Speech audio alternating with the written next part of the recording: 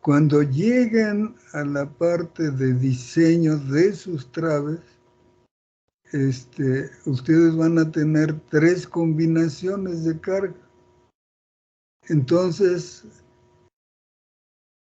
el momento en el apoyo izquierdo va a ser el mayor que hayan obtenido en términos absolutos negativo, ¿no? El mayor de las 3 combinaciones. Luego del lado derecho también el mayor de las 3 combinaciones. Y el positivo también el mayor positivo de las 3 combinaciones. Entonces, esto es un ejemplo de otra clase. Ustedes van a obtener otros valores. Esto es nada más para fines del ejemplo que les quiero expresar ahorita. Pero lo que deben hacer ustedes es obtener lo que se llama la envolvente, que es los máximos valores de las combinaciones. Por ejemplo, a lo mejor el momento máximo negativo en un lado corresponde a una combinación y el positivo corresponde a otra combinación. Por eso se llama envolvente. Los programas de análisis que hay, o casi todos, si uno les da la instrucción de obtener la envolvente, dan la envolvente, ¿verdad? Inclusive con colores, ¿no? Que ponen una combinación con un color, la otra con otro, y sacan la envolvente. Pero en el caso de ustedes, pues lo tienen que hacer así a mano. Ahora, vamos a suponer que la carga fuera esta de 5.334 kilos por metro.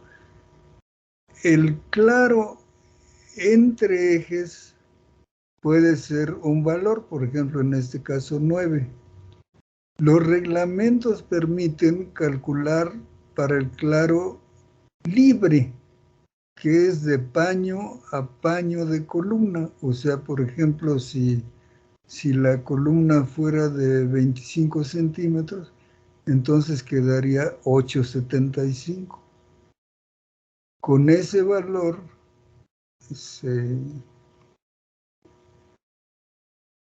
se trabaja, pero en su caso, como van a tener los valores de su envolvente, pues ya no hay necesidad de hacer eso, a menos que quisieran, porque los momentos que les va a dar, los resultados que obtengan van a ser a eje, ¿no?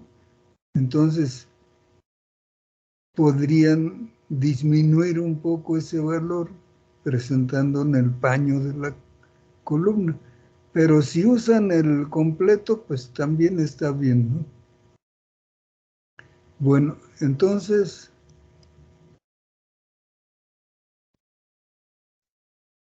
vamos a ver qué pasa con el reglamento ACI, si diseño con el ACI.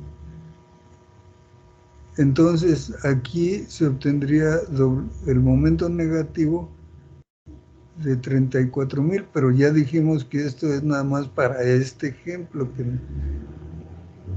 ustedes van a obtener el momento que le toca de acuerdo a sus datos y su envolvente, ¿verdad?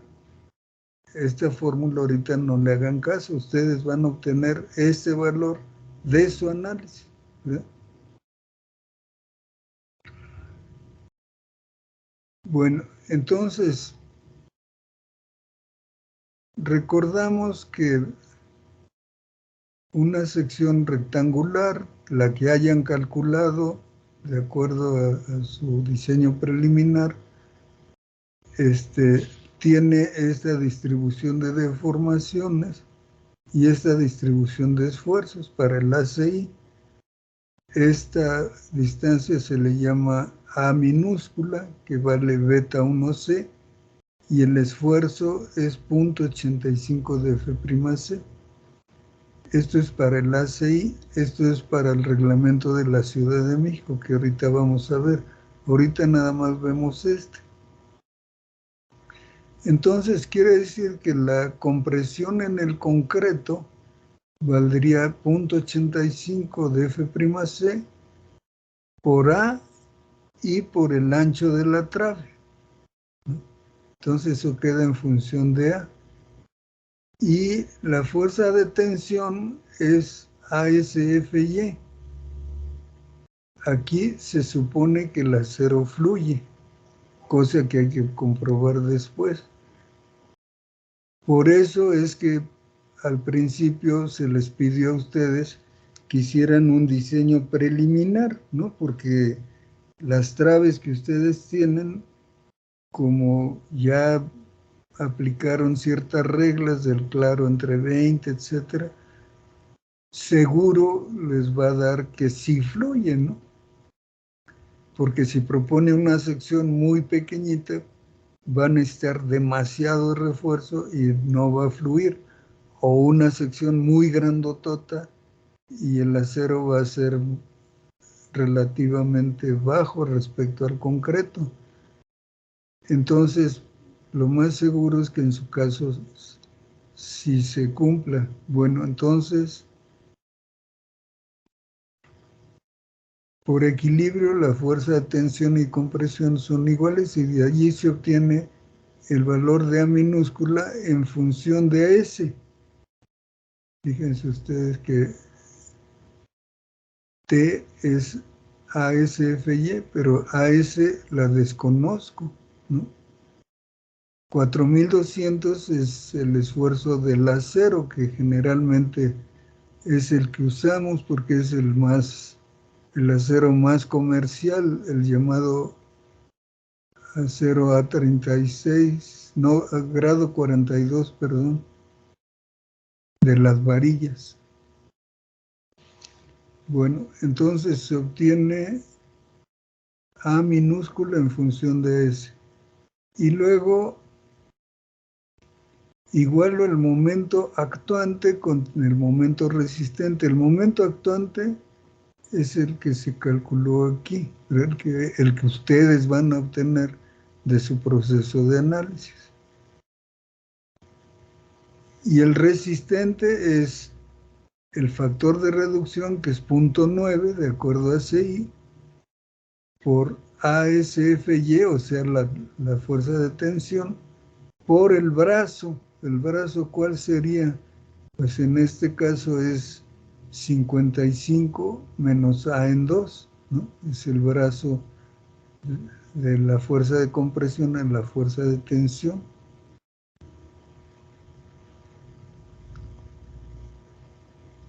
Se simplifica esta ecuación y sale esto, una ecuación cuadrática. Se resuelve, como aquí da dos valores, pues escogemos el que sea compatible, ¿no? Porque da un valor muy grandote que no es real. Usamos el valor que sea compatible con el problema. En la práctica se suele, para no hacer la ecuación de segundo grado, se suele decir, bueno, ¿qué pasa si supongo el brazo del par como 0.9 de D? Si hiciera eso, obtendríamos 18.189. Fíjense ustedes que es un valor muy cercano. Pero en el caso de ustedes, pues sí lo hacen con la ecuación cuadrática, ¿no? Ahora hay que ver si cumple con los límites mínimo y máximo. El reglamento ACI y también el de la Ciudad de México piden que el área de acero no sea ni muy pequeña ni muy grande. No debe ser muy pequeña porque entonces habría una descompensación, habría demasiado concreto y muy poco acero. Y entonces podría suceder que cuando se agriete el concreto, como hay muy poco refuerzo, se rompa el acero, se parta en dos, ¿no? Por el tirón que le da la tensión, se rompe. Entonces, por eso debe haber un mínimo de acero, no podemos tener menos de ese mínimo. Y el máximo es para garantizar la ductilidad. La ductilidad, como ustedes saben, es importante en las estructuras porque es un aviso, ¿verdad? La estructura dúctil avisa que algo está pasando, se agrieta, se flexiona, y entonces si uno ve, por ejemplo, una trave agrietada y flexionada, pues obviamente ya no entra uno a ese cuarto o a ese lugar, ¿no? Hasta que la reparen. En cambio, el comportamiento frágil es indeseable porque no avisa, ¿no? De repente se viene abajo y entonces no es deseable ese tipo de fallo. Bueno, entonces vamos a ver cómo se revisan el mínimo y el máximo. El mínimo, de acuerdo a ACI, esta debe ser la letra griega rho mínima. Es 0.94 de la raíz de F'C entre F y Y, pero no menor de 14 entre F y Y. Haciendo números para este caso, o sea, como F'C lo supusimos de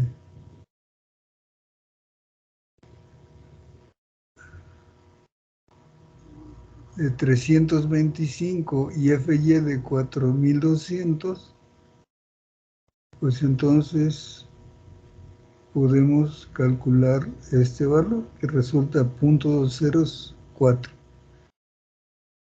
pero no menor de este. 14 entre 4200 da 0.2033. Entonces quiere decir que este es el que usamos, en este caso 0.204, no este, ¿no? Pero en otro caso podía ser que este me diera menor y entonces ocupo este. Entonces, el acero mínimo sería el valor de ρ por B y por D. En este caso, B es 25 y D, o sea, el peralte efectivo se está suponiendo de 55. Entonces, el área de acero mínimo es 5.56. Como no, el calculado es 18, entonces decimos sí cumple, ¿no? Sí cumple porque el valor calculado es mayor que el mínimo. Para el límite superior,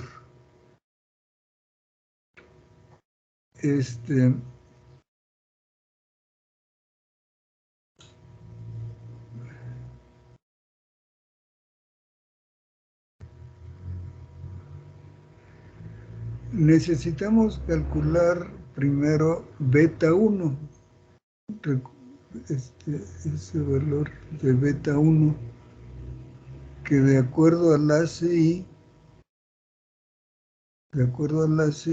es 105 menos F'C entre 1400.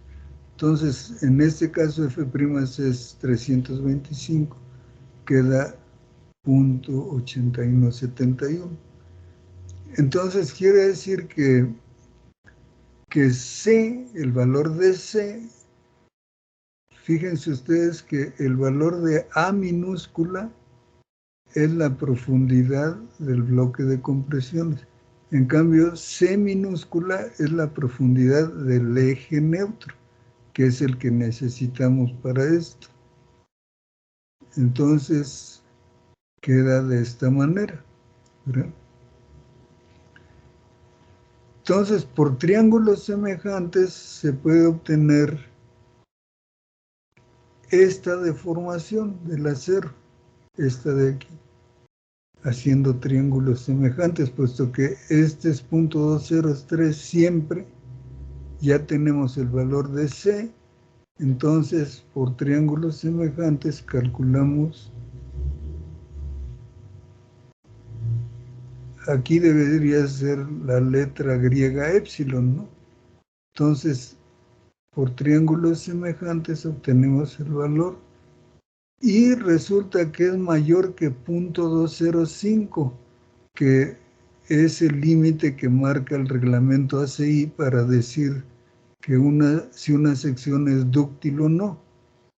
Entonces, fluye y es dúctil, de acuerdo a la ACI, y entonces el valor de AS que se calculó es correcto. Aquí decimos que podemos trabajar con la deformación, demostrar que sea mayor que 0.205, o alternativamente con el área máxima. Eso se ve aquí en esta figura, ¿verdad? Si este es 2.203 y obligamos a que este sea 0.205 como lo marca el reglamento, entonces por triángulos semejantes se puede demostrar que C debe ser 3/8 de D para esa condición. Entonces, ahí está, ¿verdad? 3/8 de D. 3/8 de D. Y entonces se obtiene el área máxima, ¿no?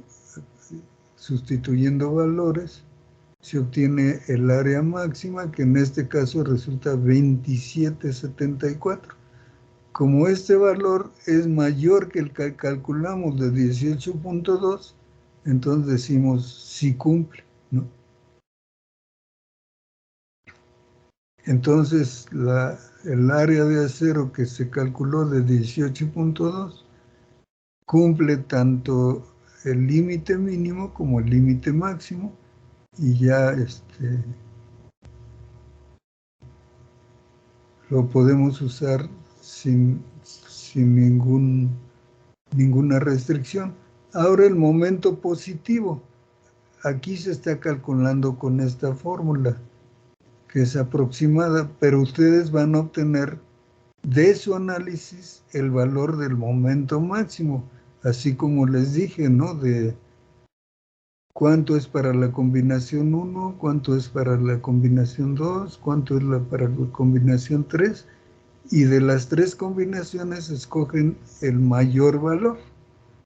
Entonces, vamos a suponer que fuera este. Entonces se hace lo mismo, se iguala el momento actuante con el momento resistente, se obtiene la ecuación cuadrática, se obtiene el valor correcto, de forma aproximada se obtendría esto, ven ustedes que es un valor cercano, pero ustedes lo van a hacer con la ecuación cuadrática. Entonces aquí ya no hay que hacer nada del mínimo y el máximo, obviamente lo cumple, ¿no? Es mayor que el mínimo, que es 5.56, y menor que el máximo, que es 27. Entonces cumple los límites. Y finalmente se arregla el refuerzo con los diámetros comerciales de las barras de refuerzo. Allí puede haber varias propuestas, ¿verdad? Una de ellas es la que ahorita vemos en la figura, ¿verdad? O sea, el reglamento pide que una parte del refuerzo, tanto positivo como negativo, se haga continuo. Esto para obtener un comportamiento adecuado, sin grietas significativas, además de poder fijar los estribos por cortante. O sea que parte del refuerzo lo paso de lado a lado, ¿verdad? Tanto positivo como tanto el positivo como el negativo. Entonces, como esta trave es de regular tamaño, podríamos decir, a ver, ¿qué pasa si dejo dos varillas del número 5 corridas, arriba y abajo, ¿no?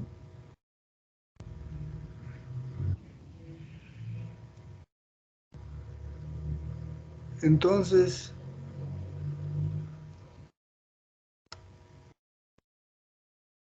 yo tengo dos varillas del número 5 para momento positivo y lo demás lo tengo que proponer, ¿verdad? Por ejemplo, una del número 6 y una del número 8, como se ve en la figura, ¿no? Una del 6 y una del 8. Y ya tengo el refuerzo necesario por momento positivo. ¿Por qué? Porque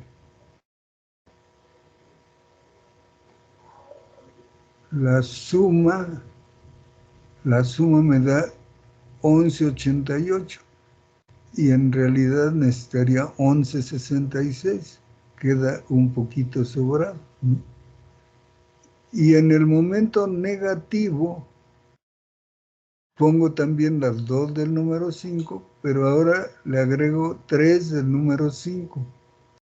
Y eso me da 19,17, que en realidad necesitaría 18,2. Entonces queda un poco sobrado. Entonces, en su proyecto, las traves que diseñen deberían estar representadas con una figura como esta, ¿verdad? Con una figura como esta. Entonces, obviamente, esta es una posibilidad de arreglo de varillas. Alguien puede decir, no, a mí me gustan más las varillas del 6 o lo que sé yo, pero lo importante es que yo les pido que hagan esta figura y además calcular los estribos, ¿verdad? Los estribos. ¿Hasta aquí alguna pregunta?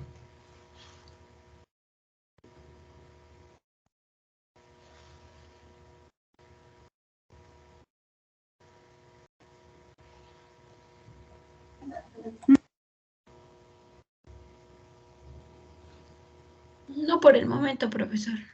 Bueno, entonces ahora vamos a repasar qué pasaría con el reglamento de la Ciudad de México.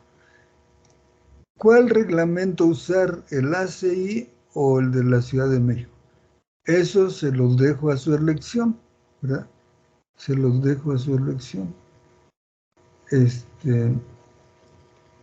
Si usamos el reglamento de la Ciudad de México, entonces ese reglamento pide calcular lo que se llama F con asterisco C, que es 0,8 de F', entonces da 260.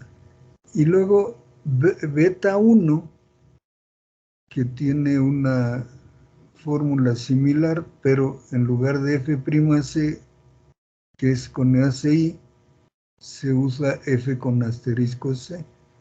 Y eso daría 0,86, pero el mismo reglamento dice que no debemos pasar de 0,85. Entonces, si me da 0,86, tomo 0,85 porque no debo sobrepasar este valor. Entonces, F'C sería 0,85 de F con asterisco C, o sea, 221. Entonces, quiere decir que esta es la figura correspondiente. Cambia este valor para F'C, pero todo lo demás es similar. Entonces, pues el procedimiento es también similar, ¿verdad? Porque Una vez calculado F'C, igualo el momento negativo al momento resistente. El brazo del par va a cambiar un poco. Hago la ecuación cuadrática y calculo el valor, que ahora es 1882. O sea, solucionando esta ecuación da 1882. Entonces, es un poco mayor que en el caso de ACI, ¿verdad? Pero en el reglamento de la Ciudad de México cambian la forma de calcular el mínimo y el máximo. El mínimo se toma como 0.7 de la raíz de F'C entre F y Y. Eso daría 0.0298. Quiere decir que el acero mínimo daría 4.10. O sea, es más liberal este reglamento que la ACI. Y para ver si no pasamos del máximo, en este caso, en el caso del reglamento de la Ciudad de México, se debe calcular lo que se llama Rho balanceada, la relación de refuerzo balanceada, que resulta esta fórmula. Sustituyendo valores da 0.03. Pero en las estructuras que resisten cargas sísmicas, que es el caso que estamos tratando nosotros, por eso calculamos las cargas sísmicas, el máximo es la mitad del balanceado. Entonces sería la mitad de este por B y por D, 2124. Entonces, el valor que calculamos es 1882 y este es 2124, entonces decimos sí cumple, ¿no? Para momento positivo se hace lo mismo y resulta 1189. Entonces, pues no hay una diferencia muy grande entre un reglamento y otro en el caso de flexión, ¿no? Entonces, lo que propusimos aquí de las varillas, pues cumple, no exactamente, pero sí de forma práctica, pues este arreglo serviría para los dos reglamentos. Repito, ustedes eligen, no les pido que lo hagan con los dos, nada más con uno. Y ustedes eligen cuál. Entonces, esto sería el ejemplo de las traves. ¿Alguna pregunta?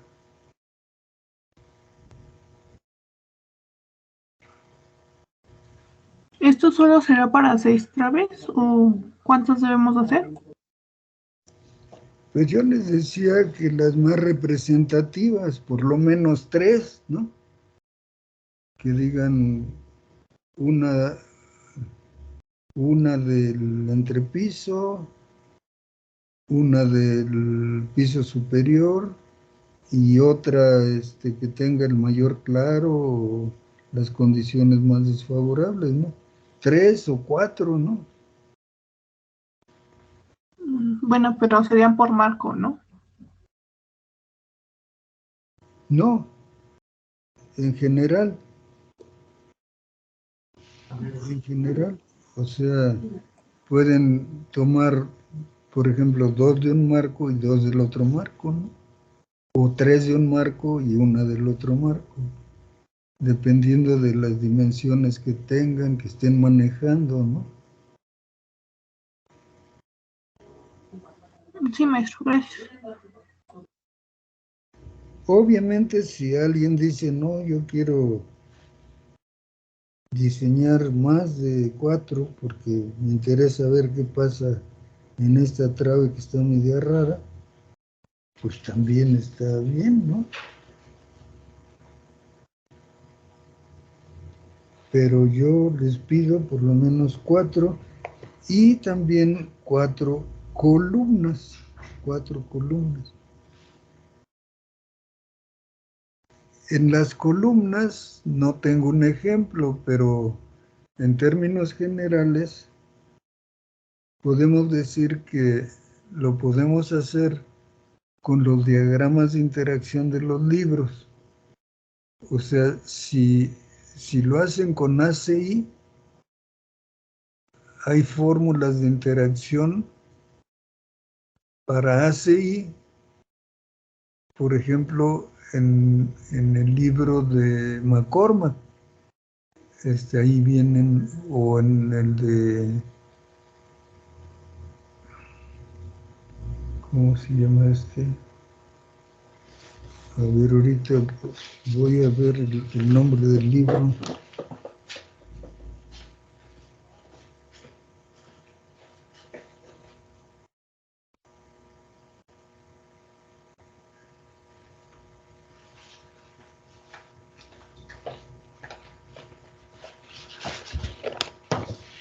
El libro de Winter, de concreto reforzado, ahí vienen gráficas de interacción de la CI. Y si lo hacen con Distrito Federal, con Ciudad de México, el libro del doctor González Cuevas tiene las gráficas de interacción.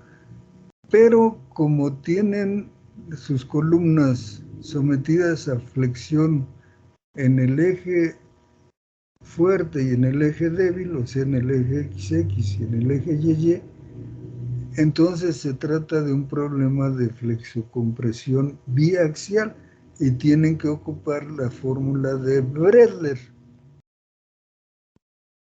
Entonces, pueden, si no se acuerdan, pueden repasar ese tema en algún libro de estructuras de concreto, por ejemplo, el del doctor González Cuevas, o el Winter, o el McCormack.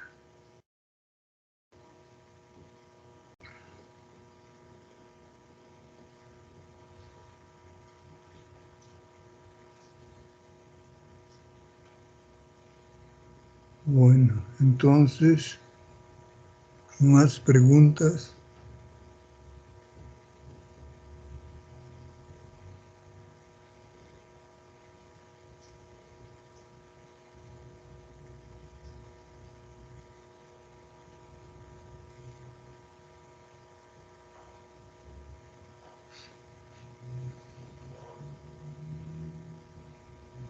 Bueno, si no hay preguntas, vamos a ver ahora otro documento.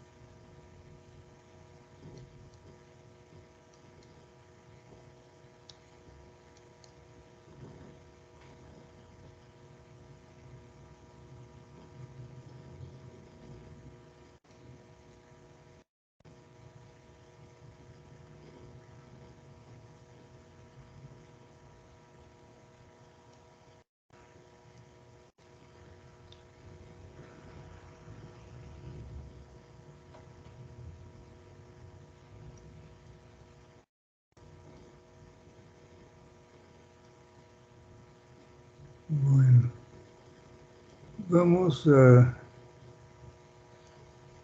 repasar brevemente este documento.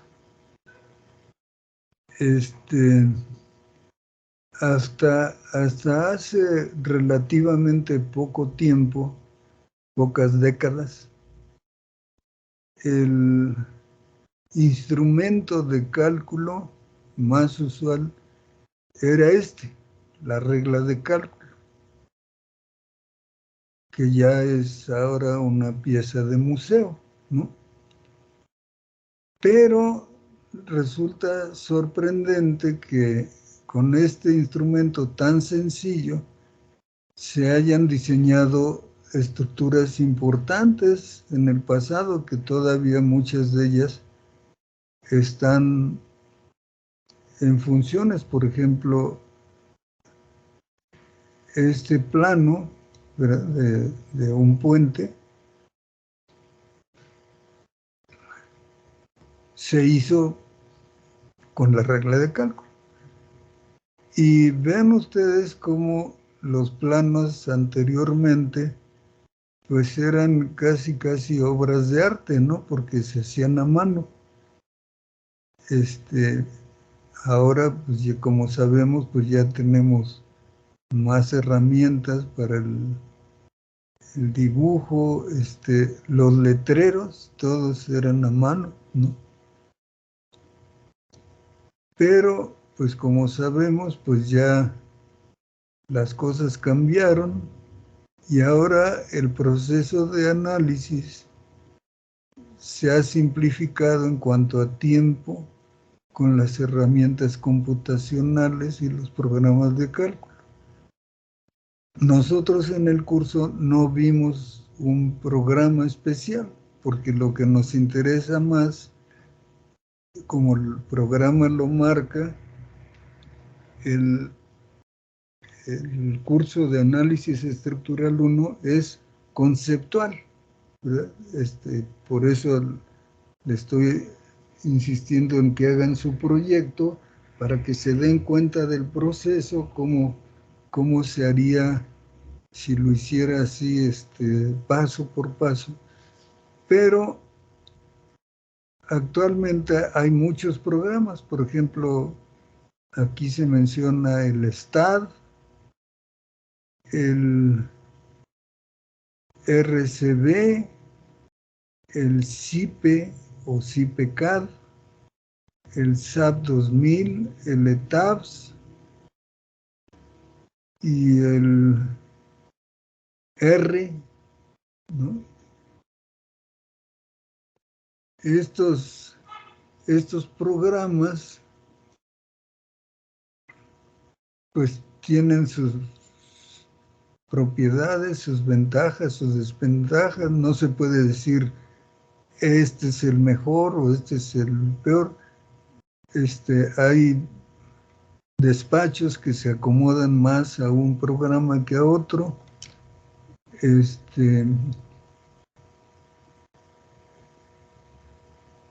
Y también la renta del programa pues también es diferente. La mayoría de los programas tienen versiones estudiantiles que son, vamos a decir, limitadas, pero para que el estudiante se pueda familiarizar con las etapas importantes y luego ya de acuerdo a la mentalidad de los empresarios, si el estudiante ya se familiariza con un programa y sabe cómo hacerlo, pues seguramente en su vida profesional lo va a adquirir, ¿no? O lo va a rentar. Esa es la filosofía que tienen ellos. Entonces, como no vamos a ver ningún programa, nada más vamos a ver superficialmente qué es lo que hacen estos programas, ¿no? El CIPE-CAD tiene flexibilidad y sencillez para el modelaje, o sea, para modelar la estructura. Y la entrega de datos también es muy accesible. Es capaz de diseñar, o sea, de dimensionar, o sea, que este programa puede hacer todo, ¿no? Todo lo que ustedes están haciendo en su proyecto lo puede hacer.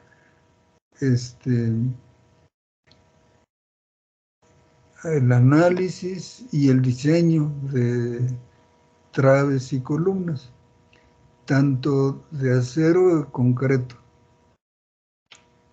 Genera planos y memoria de cálculo y memoria descriptiva. Por eso es un programa que muchos despachos prefieren, porque como la autoridad pide precisamente eso, pide la memoria de cálculo, pide la memoria descriptiva, pide planos, pues entonces este programa da todo, pero tiene una dificultad, como también diseña el programa, si uno lo compara con métodos así más convencionales, resulta que el programa da diseños sobrados. Y es explicable, ¿verdad? Porque imaginen ustedes que si alguien usa el programa y resultara que fallara la estructura, entonces pues los del programa pues tendrían cierta responsabilidad. Por eso los diseños quedan sobrados, y eso pues no es muy adecuado en la vida práctica, porque precisamente la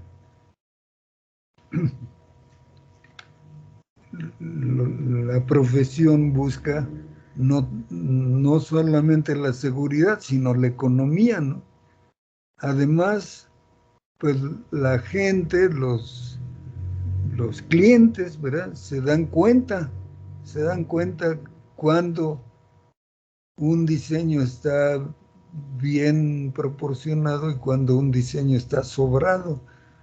Es frecuente escuchar a personas que contratan a un ingeniero y le dicen: oiga, pero me va usted a hacer gastar mucho, voy a enterrar mi dinero ahí. Entonces, pues esa es una desventaja que yo he visto en este programa CIPECAD, que pues sí es muy completo, pero da diseños sobrados. El SAP 2000 es un programa basado en elementos finitos, o sea, no está basado en el método de rigideces. El CIPECAD sí, pero el SAP 2000 no, está basado en elementos finitos. Y tiene una interfaz gráfica en 3 dimensiones que permite visualizar la estructura. O sea, por ejemplo, en diseño sísmico es muy útil esta herramienta porque permite observar gráficamente cómo se va a comportar la estructura, qué desplazamientos va a tener, si va a tener torsión o no, etcétera. El ETAPS es un programa hecho especialmente para edificios. Entonces, cuando un despacho tiene principalmente trabajos de edificios, pues este es el programa ideal, ¿no? Porque es sencillo de manejar, los datos se meten fácilmente, etcétera. El MIDAS es para infraestructura, o sea, para puentes, túneles, etcétera. El Autodesk Robot, pues es un programa ya más especializado, ¿no? Para poder definir uniones, por ejemplo, de acero, de madera, secciones compuestas, porque permite combinar materiales.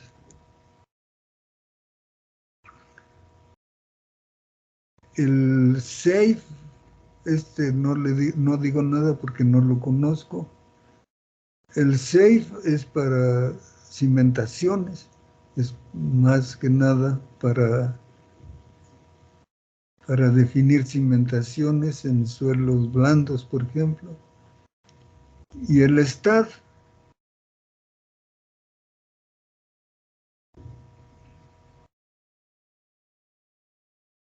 es otra opción muy usual, que muchos despachos tienen el STAD, confían mucho en el STAD. Aquí en la facultad no hay cursos específicos para estos programas. Los estudiantes por su cuenta deben buscar la manera de inscribirse a alguno de los cursos que se dan sobre un programa, porque no se dan cursos específicos para un programa, aunque en Análisis 2 sí, según tengo entendido, sí los van a hacer trabajar con algún programa.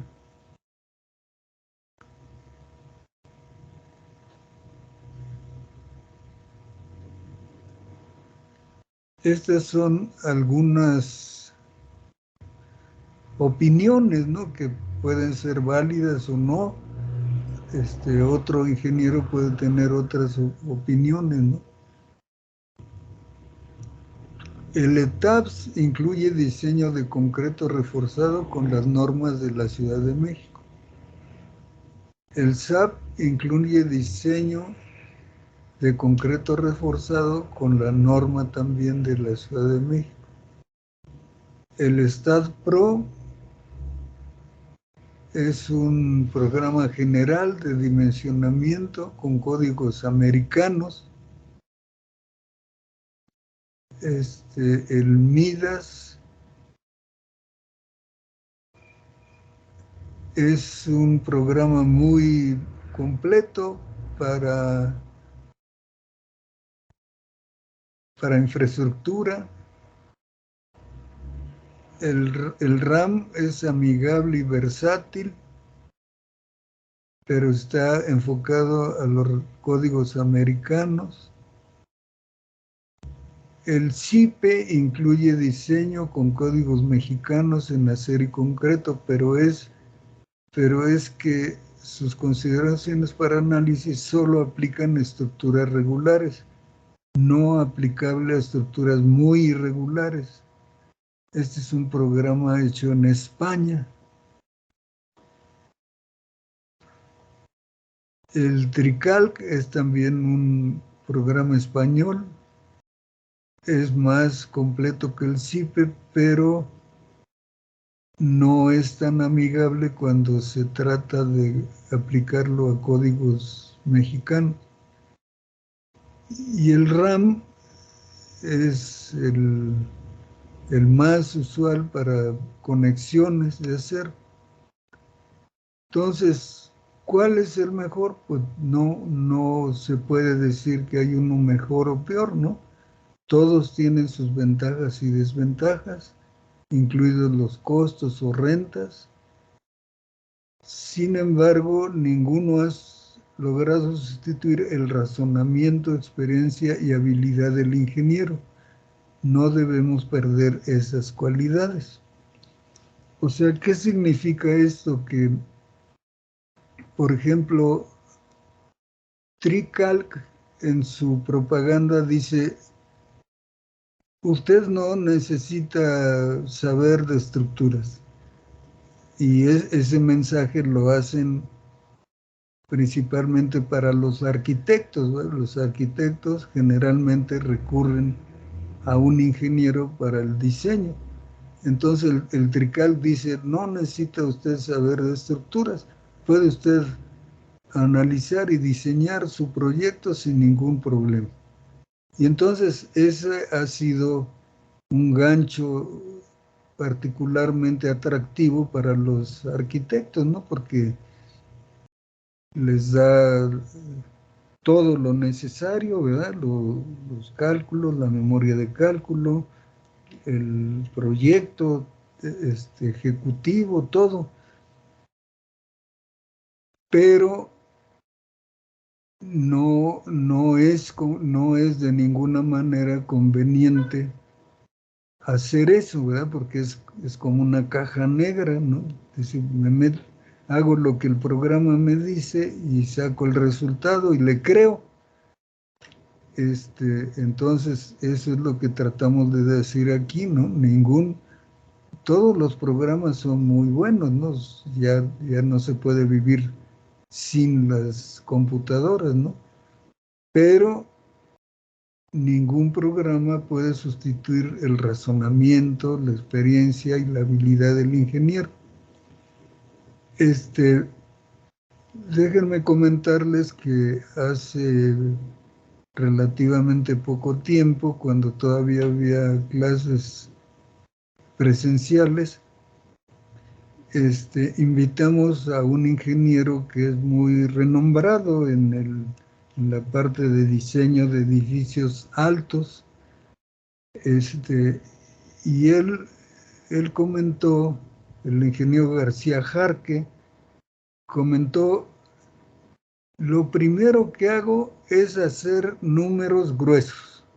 O sea, veo el proyecto, hago números gruesos sobre las dimensiones que espero de los elementos, sobre los momentos máximos que espero, etcétera. Hago varios cálculos así a mano con la calculadora y luego ya uso un programa. Y si los resultados son congruentes, sigo. Si no, me pregunto, ¿qué pasó? ¿No? ¿Mis cálculos aproximados están mal o no modelé bien la estructura en el programa? ¿No? Porque el asunto básico del uso de programas es que se modele adecuadamente la estructura en el programa. Porque si no lo modela uno bien, pues el programa hace sus cuentas y da sus resultados, pero pueden ser muy diferentes a lo que pasa en la realidad, ¿no? Por eso decía yo que usar un programa así como a ciegas, pues no es conveniente de ninguna manera, porque los resultados pueden ser muy diferentes a la realidad. Bueno, esto lo vamos a ver muy superficialmente, porque es tema más bien de análisis 2. Cuando se trata de analizar estructuras en zonas sísmicas, puede haber estas alternativas y otras, ¿no? Pero estas principalmente. Puede hacer un análisis estático lineal, puede hacer un análisis dinámico modal, lineal espectral, puede hacer un análisis modal que se llama paso a paso, o sea, para eso se requiere de un registro sísmico, y el análisis modal no lineal, paso a paso. ¿Qué podríamos decir de esto? Pues que el análisis estático lineal es el más sencillo. En cierta medida es el que estamos utilizando en el proyecto, ¿no? Y es muy confiable en edificios de baja altura, ¿no? Pero si es un edificio alto, entonces hay que hacer un análisis dinámico modal. Y si el edificio es muy irregular, entonces hay que hacer un análisis modal paso a paso o uno no lineal. El análisis modal no lineal se usa generalmente para verificar, o sea, se hace todo, ya se tienen tamaños de elementos, armados, todo. Y entonces, como comprobación final, para evitar sorpresas, se hace el análisis no lineal. ¿Por qué? Porque permite saber la carga de falla del proyecto. Me permite conocer para qué cargas fallaría o para qué intensidad de sismo fallaría en estructuras irregulares. Bueno, entonces aquí hay algunos números, ¿verdad?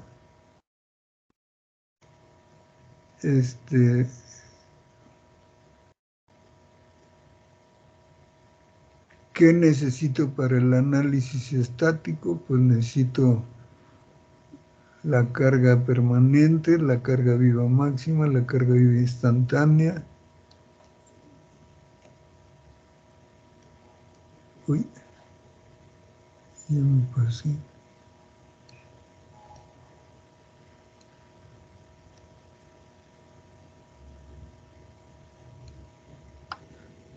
Necesito el sismo en una dirección, el sismo en otra dirección y el factor de carga. Entonces, ¿qué me da el programa?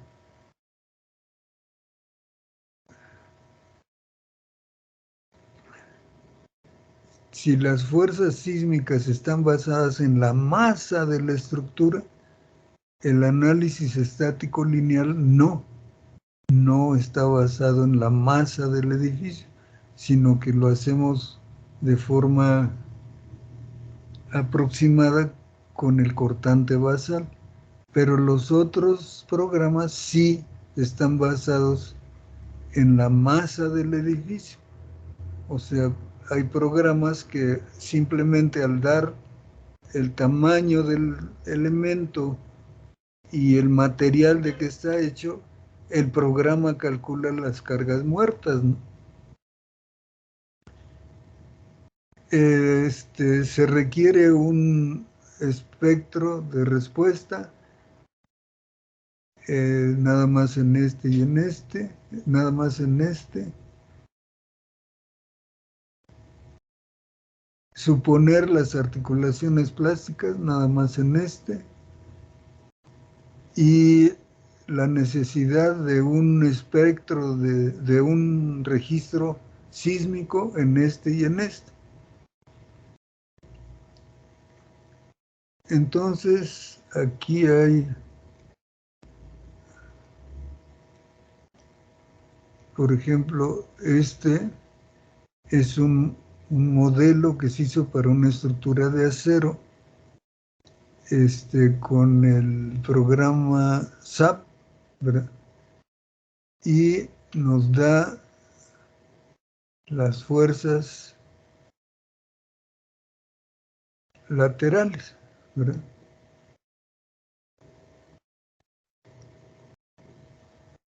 Si queremos tener algo más,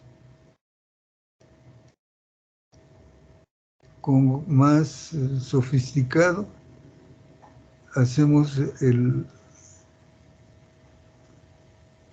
análisis modal, ¿verdad? El análisis modal. Estas son pantallas del programa donde se piden los datos que se requieren y entonces el espectro de diseño pues lo tiene uno que dar. Habíamos comentado que una herramienta muy útil para esto en México es el programa Prodicis, que dando las coordenadas de un sitio, el programa da el espectro de diseño.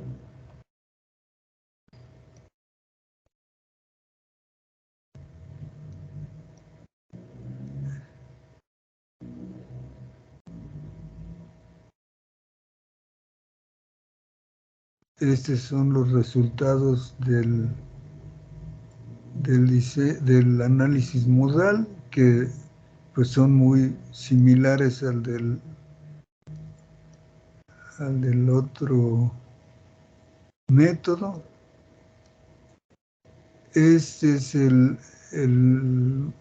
lo que requiere el análisis modal paso a paso. Requerimos no solamente del espectro, sino de todo el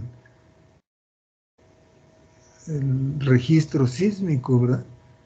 ¿Qué hace el programa? Pues por eso se llama paso a paso, ¿no? Porque va calculando, uno le dice al programa el intervalo en que quiere uno calcular en segundos, y entonces va siguiendo todo esto, ¿verdad? Siguiendo y calculando las fuerzas de inercia debido a ese espectro. Por ejemplo, en el reglamento de la Ciudad de México, para edificios irregulares, se pide que se utilicen por lo menos 5 registros, ¿verdad? Que pueden ser registros reales o lo que se llaman registros sintéticos. Ya en su curso de análisis 2, seguramente les van a decir qué es eso del espectro del registro sintético, pero en términos generales consiste en tomar un registro pasado, ¿verdad?, de algún sismo, y adaptarlo a una intensidad esperada en el lugar. O sea, que el programa aumenta las ordenadas del programa, pero no de forma directa, ¿no?, sino de acuerdo al edificio al que va a estar sometido el sismo.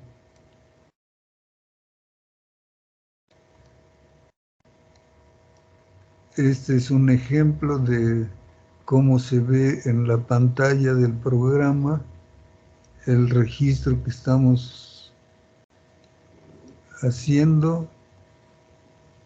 Ya es una vista más detallada, ¿verdad? Y el programa pues permite detenerse en algún lugar, ¿verdad? Detenerse en algún lugar y ver cuál es la respuesta ahí. Generalmente interesan pues los picos más grandes, ¿no?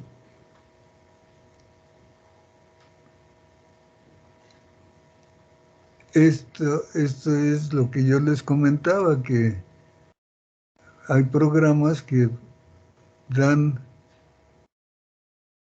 ya la envolvente con colores, ¿verdad? Cada color significa una combinación y me da el valor máximo que debo usar.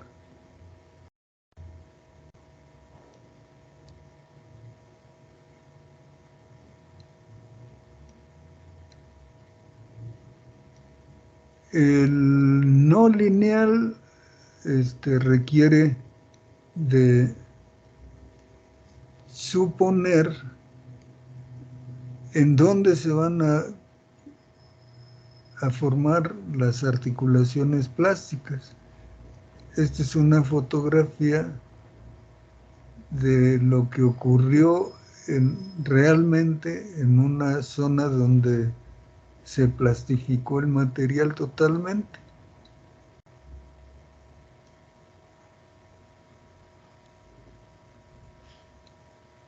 Entonces, aquí hay una suposición de articulaciones plásticas en las traves, y el programa permite saber cómo se va a comportar, ¿verdad? Tanto en una dirección como en otra, hasta dónde va a llegar, y luego decrece hasta dónde va a llegar en la otra dirección y luego decrece. Obviamente, les decía yo que este tipo de análisis me permite ya como un paso final, ¿no? Decir, pues Lo que yo hice con los programas normales, vamos a decir, está por aquí, ¿no? Entonces dice uno, pues estoy bien, ¿no? No voy a llegar a casos en que se formen articulaciones plásticas en una dirección o en otra. Pero este procedimiento pues sí es mucho más sofisticado, tanto el programa como los datos. Voy a Toluca a dar clases, dígame, en mi aldea.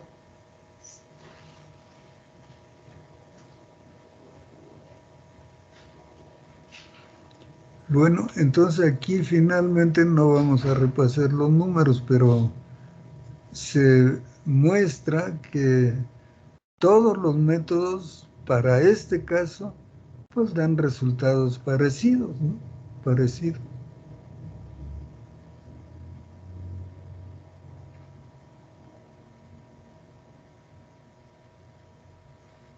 Y finalmente, este es un método que se usa para saber la rigidez de entrepiso con las que se llaman fórmulas de Wilbur, pero pues eso ya no lo vamos a ver con detalle. Bueno, entonces, no sé si hay alguna pregunta de esto.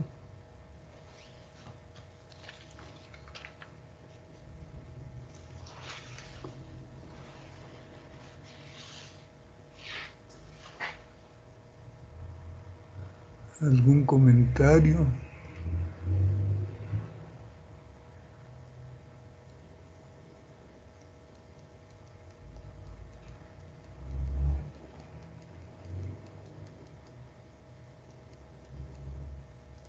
Me iba a comentar, profe, más o menos como por qué años, no sé si lo dijo, pero empezó a tomar más o menos importancia esto de los softwares.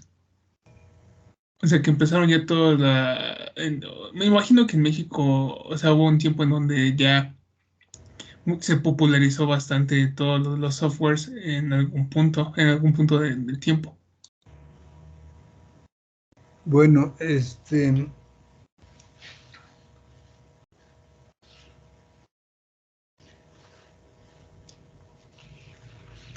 la computación empezó a tener cierto interés y mucha atención, pero primero para otros problemas no relacionados con la ingeniería. Por ejemplo, las estadísticas, las votaciones. Por ejemplo, la primera computadora, de acuerdo a lo que yo sé, le llamaron ENIAC. ENIAC era una computadora de bulbos. O sea, eso, pues, a lo mejor algunos de sus papás saben que fueron los bulbos, ya no se usan. Como, como hay que controlar el voltaje, ¿verdad? Entonces, de un voltaje alto a uno pequeño, necesita uno un elemento, un hardware, un fierro, que haga esa labor. Entonces, en principio eran los bulbos. Y entonces esa máquina necesitaba, no recuerdo, pero miles de bulbos, ¿no? Y los bulbos tenían la mala maña de fundirse con cierta facilidad. Entonces había un ejército de empleados que estaban viendo cuál bulbo se fundía y reemplazarlo. Eso estoy hablando de los años 1960. Luego ya se inventó el, el diodo y el triodo, que eran mucho más pequeñitos, y con eso hicieron los chips, ¿verdad? Los chips. Y eso pues revolucionó el asunto porque el chip es un conjunto de resistencias, de diodos, de triodos, para identificar rápidamente qué datos está mandando. Ustedes seguramente saben que el lenguaje básico, súper básico de toda la computación es el sistema binario, o sea, distinguir entre sí y no, 0 o 1, pero lo manejan muy, muy rápido. Entonces, eso permite, pues, por ejemplo, ahorita estamos viendo esta pantalla, ¿verdad? Porque el software de la computadora está hecho para hacer eso. Transfiere los datos binarios a imágenes, a letras, etcétera. Por eso son los sistemas operativos, ¿no? Entonces, ya para 1970, ya se empezó a ver la utilidad de esta tecnología en la ingeniería. Y primero fue en asuntos de control de la construcción, o sea, números generadores, presupuestos, control de obra, tanto en la forma económica como técnica. Y luego en la Universidad de Berkeley en California, un grupo de investigadores desarrolló un programa que en su momento se llamó Fortran. Creo que por ahí todavía se puede usar ese programa, Fortran. Y ese lenguaje resultó especial para problemas ingenieriles. ¿Por qué? Porque podía programar, por ejemplo, lo que ustedes están haciendo ahorita. Podía programar el método de rigideces, obtener las ecuaciones de equilibrio, obtener los momentos finales, obtener la envolvente, ¿no? Entonces, ese lenguaje Fortran se enseñó en las escuelas de ingeniería por mucho tiempo, vamos a decir, desde 1970 hasta 1990, ¿no? Como 20 años. Y luego ya empezaron, por los 90 empezaron estos programas, ¿no? Compañías que contrataron ingenieros experimentados y programadores para hacer los programas. Antes de eso, uno tenía que programar, o sea, por ejemplo, su proyecto, ¿no? Tenía uno que programar en algún lenguaje, por ejemplo, el Fortran, les digo, programar su caso particular, o sea, no era general, sino que así un caso particular, por ejemplo, el de ustedes, se programaba y se obtenían los resultados. Estas compañías ya no requirieron que el ingeniero supiera programar, sino que supiera ingresar bien los datos y interpretarlos bien, ¿verdad? Si lo que está obteniendo es lógico, es adecuado, porque fíjense que hubo casos muy lamentables de estructuras grandes que alguien se equivocó, ¿verdad? Metió una inercia por otra o se equivocó, en lugar de poner una longitud en metros, la puso en centímetros, y entonces el programa pues dio resultados de acuerdo a esos datos, ¿no? Creo que ya hay programas contra tontos, ¿no? Porque avisan cuando uno se equivocó en meter los datos, pero en esa época, pues lo que se metía, pues salía, ¿no? Entonces construyeron la estructura así y falló. Entonces vieron a ver qué pasó, por qué. Entonces descubrieron que fue por culpa de haber metido un dato mal a un programa de cálculo. O sea, el pecado que se cometió ahí fue creer en la computadora, ¿verdad? Creer ciegamente en los resultados de la computadora sin interpretar los datos, ¿no? Si son lógicos, si representan algo razonable. Entonces, pues eso es lo que puedo decir de la pregunta que hizo usted. Y pues en el futuro, pues quién sabe qué vaya a pasar. A lo mejor al paso que vamos, pues ya los ingenieros vamos a hacer otras cosas, ¿no? Las computadoras van a hacer toda la talacha y los ingenieros vamos a hacer otras cosas, ¿no? ¿Por qué? Porque el programa ya va a hacer todo, desde planear el proyecto hasta ponerlo en operación, ¿no? Con robots y no sé qué. Claro, si todo resulta como esperaríamos, ¿no? Pero en este momento hay dos, aunque ya me estoy metiendo a otros terrenos, pero me disculparán. En este momento hay dos problemas graves que la humanidad tiene que resolver. Uno, la desigualdad.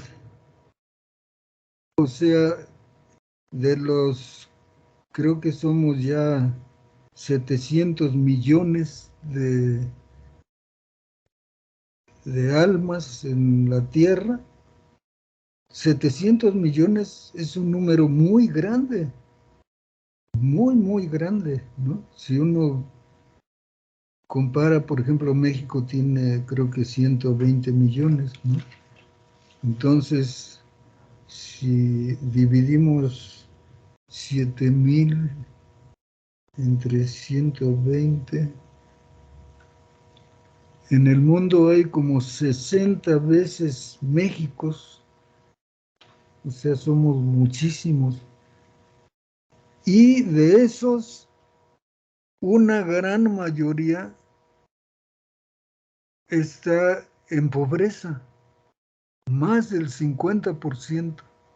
O sea, mucha gente, pues su preocupación principal es comer, no otra. Entonces hay una desigualdad terrible. De alguna manera la humanidad lo va a tener que resolver. Y el otro gran problema es la afectación al medio ambiente. La actividad humana ha propiciado que el ambiente esté muy dañado, ¿verdad? Por muchos esfuerzos que se han hecho, pues está latente el peligro del calentamiento global, del aumento del nivel del mar, de las sequías, de los grandes huracanes, etcétera. Entonces, como que el panorama pues no pinta muy bien, pero bueno, pues esas son otras cuestiones. Ahorita pues nos debemos preocupar por lo nuestro, ¿no? Supongo.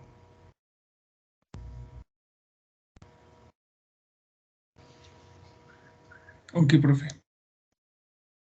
Creo que me excedí en la respuesta, ¿no?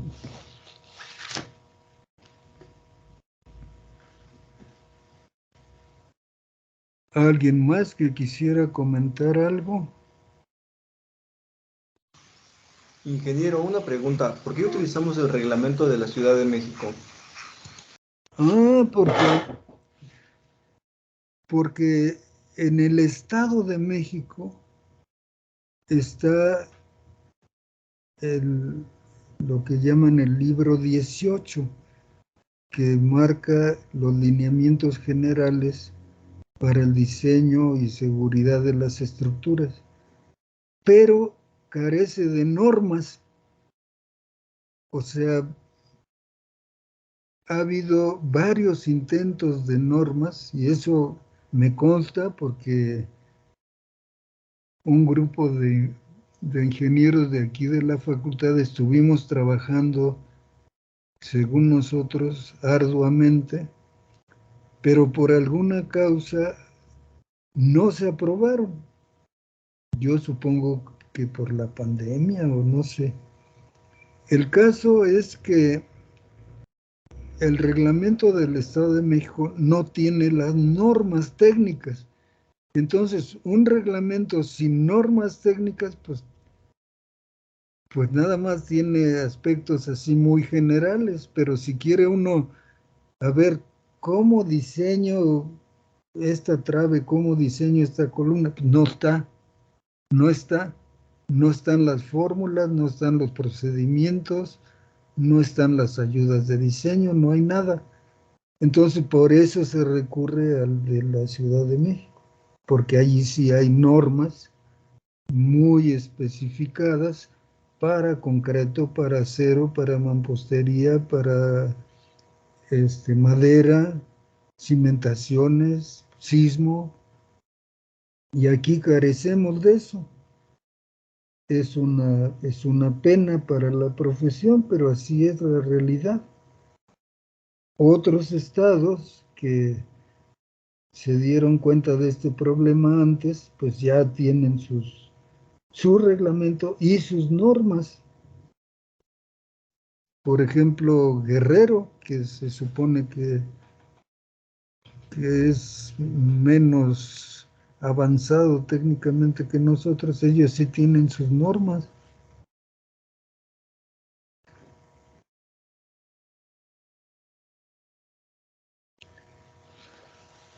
Esa es la razón.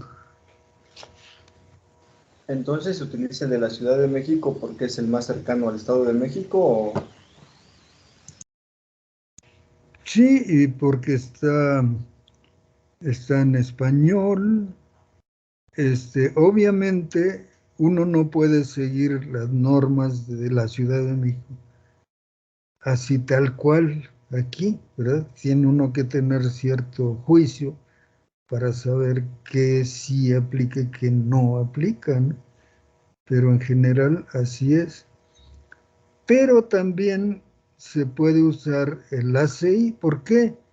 Porque el ACI es una asociación internacional, ¿verdad? Surgió en Estados Unidos, pero ya actualmente hay muchas personas de otros países, incluyendo de México, que tienen mucha influencia en el ACI. Por ejemplo, el doctor Sergio Alcocer es presidente del comité del reglamento, o sea, uno de los principales, ¿no? Entonces, yo en lo particular prefiero el ACI, claro, no así ciegamente, ¿no? Pero como el ACI tiene, si ustedes han visto el reglamento, tiene la norma de un lado e inmediatamente el comentario. ¿Por qué es? O sea, la fórmula para calcular estribos es esta. Y luego el comentario dice, esta fórmula se usa desde tal año debido al autor perengano se puede consultar esta referencia y esta otra, hay que tener cuidado con esto, con lo otro. Entonces, a mí me parece algo muy bueno, ¿no? Porque si tiene uno duda, pues ahí mismo se la resuelven. Y además es lícito, por ejemplo, en el municipio de Toluca, no sé si sigue en vigor eso, pero se reunió el cabildo y el cabildo dijo, las estructuras de concreto en el municipio de Toluca deberán diseñarse con lo aplicable de la norma ACI. Entonces, no está uno incurriendo en ninguna falta. ¿Por qué? Porque está aprobado por el cabildo, ¿verdad? Como el municipio de Toluca no tiene los recursos para hacer una norma, pues entonces adopta una y qué mejor que una que está probada, ¿no? Por años, ¿no?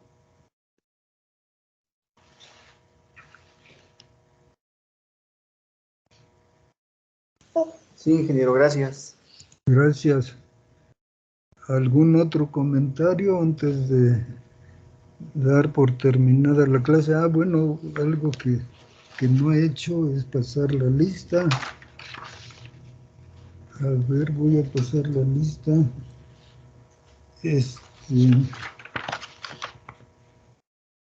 Está Alcántara García. Sí, profesor, presente. Bueno, Alfaro Morales. Presente, maestro. Sí. Díaz Flores. Presente, profe. Garduño Ayala. Presente, ingeniero. Gómez Ocaris. Presente, profe. Ocaris. González Torrijos. Maya Jiménez. Presente, doctor. Ramírez Flores. Creo que él ya no viene. Sánchez de la Rosa. Presente, profe. Herrera. Presente, doctor. Del Prado López.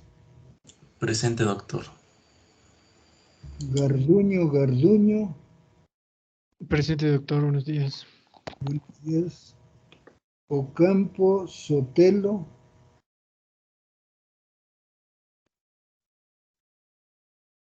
Albarrán Salazar. Alegría.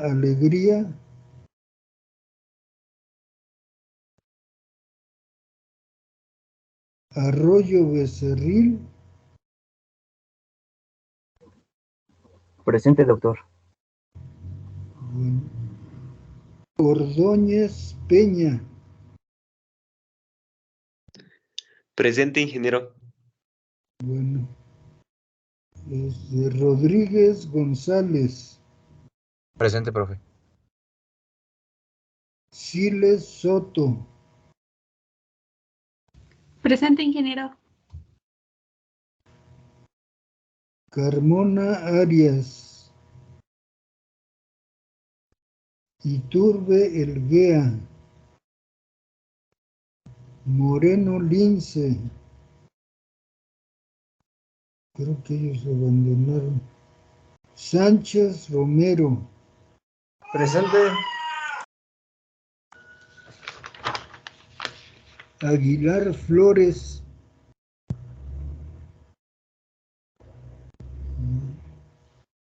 Vargas Velasco. Presente, profesor.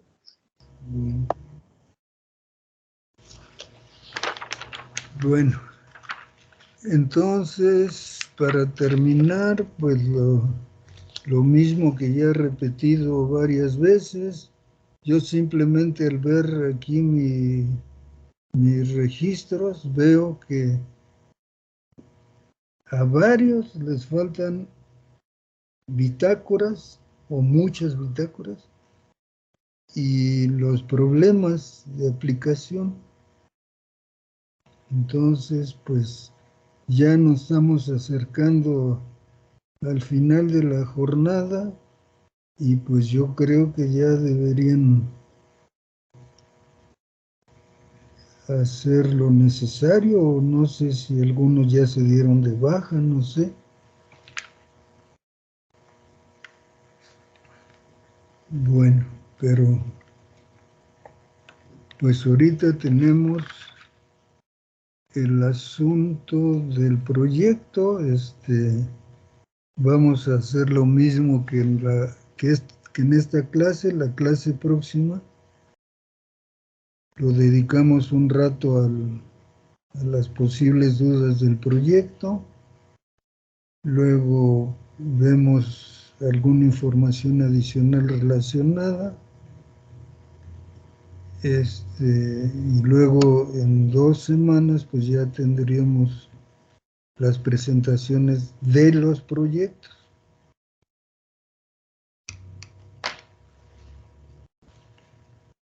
Bueno, pues entonces vamos a dejar aquí el asunto. Nada más déjenme registrar, descargar la lista.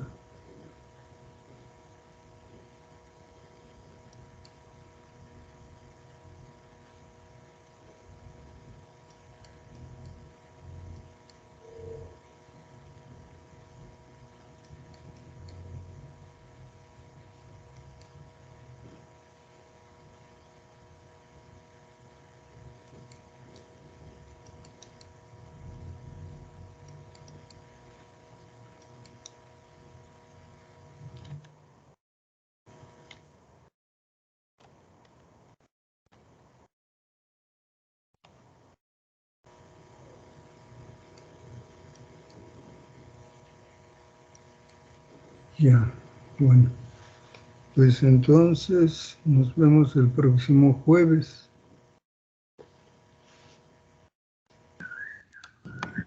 Sí, profe. Gracias. Gracias, maestro. Hasta luego, nos vemos.